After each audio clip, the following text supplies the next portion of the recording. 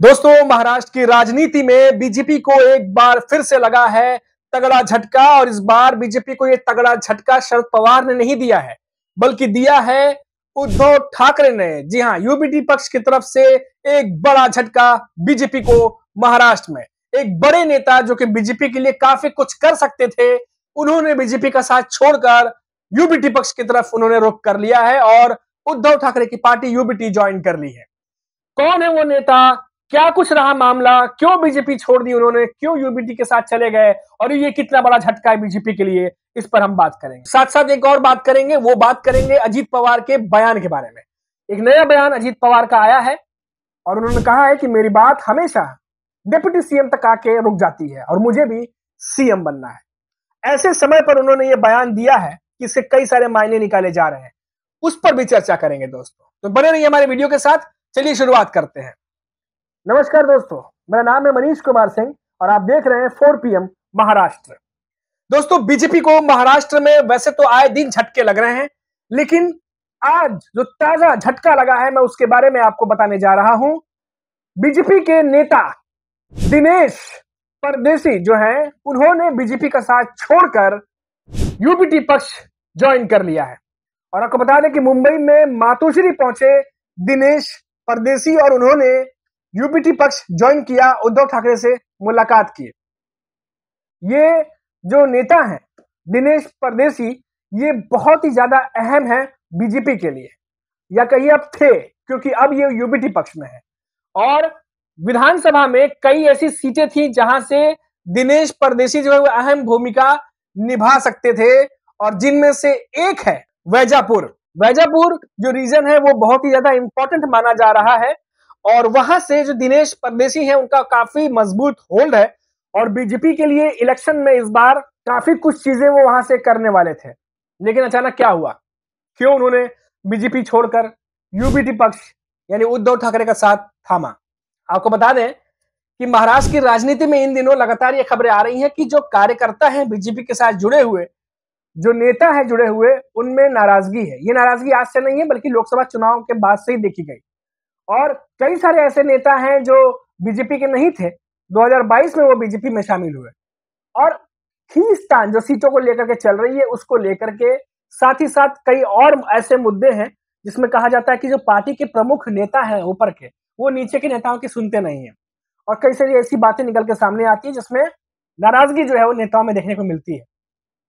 और ऐसे कई नेता हैं जो इन चीजों से गुजर रहे हैं और उसी का एक उदाहरण जो है वो देखने को मिला है, ऐसा कह सकते हैं, जो दिनेश परदेसी जो कि बीजेपी का साथ छोड़कर अब यूबीटी पक्ष के साथ चले गए हैं। और जो वैजापुर रीजन है वहां से उनका काफी होल्ड है और उनके बीजेपी छोड़ करके यूबीटी पक्ष के साथ जाने में जो फायदा है वो मोटे मोटे सीधे सीधे तौर पर यूबीटी पक्ष को अब मिलेगा। देखिए दिनेश परदेसी को, कि देखिए जो बड़े नेता हैं, जो बीजेपी के हो या किसी भी दल के जो बड़े नेता हो, वो महाराष्ट्र के हर एक रीजन में अपना प्रभाव नहीं रखते हैं। अगर आप विधानसभा पूरे महाराष्ट्र की बात करिए तो विधानसभा की कई ऐसी सीटें हैं जहां पर जो लोकल लेवल के जो नेता हैं, जो विधायक हैं या जो विधायक रह चुके हैं, जो या तो वहां के कोई बड़े नगर सेवक हैं, कॉर्पोरेटर हैं या कुछ रह चुके हैं, ऐसे नेताओं का प्रभाव वहां ज्यादा दिखता है, न कि बड़े नेताओं का। और उनमें से ही कई सारे ऐसे महाराष्ट्र के नेता हैं और उन्हीं में से ही एक है दिनेश परदेसी, जो कि वैजापुर से काफी कुछ करने वाले थे, ऐसी खबरें हैं, और बीजेपी के एक पॉलिटिकल कैंपेन को लेकर साथ में चलने वाले थे। लेकिन अब वो सब कुछ जो है धरा का धरा रह गया और इससे बड़ा झटका माना जा रहा है। आपको बता दें कि इससे पहले भी बहुत सारे जो नेता थे, आपने देखा होगा कि आए दिन बीजेपी के भी कुछ बड़े नेता थे जिन्होंने शरद पवार की पार्टी जो है एनसीपी ज्वाइन की। वहीं अजीत पवार की एनसीपी से हर 10-15 दिन पे कोई ना कोई नेता जो है वो टूट कर शरद पवार की पार्टी में शामिल होता है। अब उसकी लंबी फहरिस्त बन चुकी है। तो ये जो लोकसभा चुनाव हुए उसके बाद से जो ये घूमा है पूरा सर्कल, एक तरीके से महायुति की तरफ से वो जो कांटा है सुई का, वो घूम के एमबीए की तरफ चला गया है। और इसीलिए महायुति में शामिल हुए पिछले 4-5 सालों में जितने भी नेता हैं, उन्हें ये लग रहा है कि आने वाले विधानसभा चुनाव में अगर हम महायुति के साथ खड़े होते हैं तो उन्हें टिकट तो मिलेगा ही, साथ जीतने की संभावना भी ज्यादा है। जो कि महाराष्ट्र की राजनीति में करंट जो अभी सिचुएशन है उसकी राजनीति में अगर देखें तो ऐसा ही कुछ होता दिखाई दे रहा है। और कहीं ना कहीं महायुति के जो कई नेता उनके अंदर नाराजगी भी है। देखिए, तो ये एक बड़ी घटना जो घटी है वो मैंने आपको बताई। बीजेपी के नेता यूबीटी पक्ष में उद्धव ठाकरे के साथ आज ज्वाइन हो गए। मातोश्री पे खबर है कि उन्होंने वहां पर जाके मुलाकात की और ज्वाइन हो गए। अब ये जो पूरा समीकरण है वो बदलेगा। अब देखिए यहाँ पर एक बात ध्यान देने वाली ये भी है कि एक तरफ तो जो नेता नाराज है वो पार्टी छोड़ रहे हैं, वहीं जो बड़े नेता हैं जो गठबंधन में हैं उनकी इच्छाएं जो हैं वो रह रह करके बाहर आती रहती हैं। उनमें से एक नेता है अजीत पवार। अजीत पवार ने फिर से ये बयान दिया है, ये रिपोर्ट्स आई हैं जो मैं बताने जा रहा हूं आपको, कि फिर से उन्होंने कहा है कि मेरा काम है, जो मेरा पोस्ट है वो डेप्यूटी सीएम तक आके रुक जाता है, लेकिन मुझे भी सीएम बनना है। ये मुझे भी सीएम बनना है, ये पहली बार अजीत पवार ने नहीं कहा। इससे पहले भी उन्होंने मीडिया से बातचीत करते हुए कहा था कि कौन सीएम नहीं बनना चाहता, मैं भी सीएम बनना चाहता हूं। उससे पहले 1-1.5 महीने पहले जब तीनों प्रमुख नेता एक मंच पर थे, संबोधन चल रहा था जनता के बीच में, वहां पर देवेंद्र फडणवीस, एकनाथ शिंदे जो सीएम है, उनके सामने अजीत पवार ने कहा था कि मुझे सीएम बनने का मौका नहीं मिला, मेरे बाद बहुत सारे नेता आए, मुझसे आगे निकल गए, पर मैं अभी तक सीएम नहीं बना। तो ये लगभग थोड़े गैप पे, अंतराल पे अजीत पवार हमेशा सीएम बनने की बात निकालते रहते हैं। अब देखिए, सीट शेयरिंग की बात चल रही है महाराष्ट्र में। खासतौर से अगर मैं महायुति की बात करूं तो खींचतान सीट शेयरिंग को लेकर जबरदस्त तरीके से है। कुछ दिनों पहले प्रधानमंत्री नरेंद्र मोदी आए थे, जिन्होंने जो विदर्भ का एरिया आपने देखा होगा, वहां पर रैली वगैरह की थी। उसके बाद अब अमित शाह आए हैं और माना जा रहा है कि अमित शाह की ये जो दौरा है, इसमें मायावती की सीट शेयरिंग को सुलझाया जाए, सॉल्व किया जाए, ये सबसे बड़ा मोटिव है और इसी को लेकर के मीटिंग चल रही है। अजीत पवार ने इस पर भी बयान दिया है, कहा है कि हम सीट शेयरिंग को लेकर के जब देश के गृह मंत्री अमित शाह जब महाराष्ट्र में हैं तो हमारी लगातार बैठकें चल रही हैं और हम इसको सुलझा लेंगे, हमारी बैठकें चल रही हैं। लेकिन किसको कितनी सीट मिलेगी ये बात अजीत पवार ने नहीं कही। हालांकि इतना जरूर कहा कि हम सीट का बराबर बंटवारा कर रहे हैं और जल्द ही सीट शेयरिंग का जो सोल्यूशन है वो निकल जाएगा मायावती के भीतर। लेकिन सीट कितनी मिलेगी इस पर उन्होंने कुछ भी नहीं कहा और माना जा रहा है कि अमित शाह का ये जो दौरा है ये इसी वजह से है कि सीट शेयरिंग का जो खींचतान है पार्टियों के आपस में उसको सुलझाया जाए। अब देखिए, अमित शाह यहाँ मौजूद है और इसी समय अजीत पवार का बयान आता है कि उनकी बात हमेशा डिप्टी सीएम तक होती है, वो सीएम कब बनेंगे।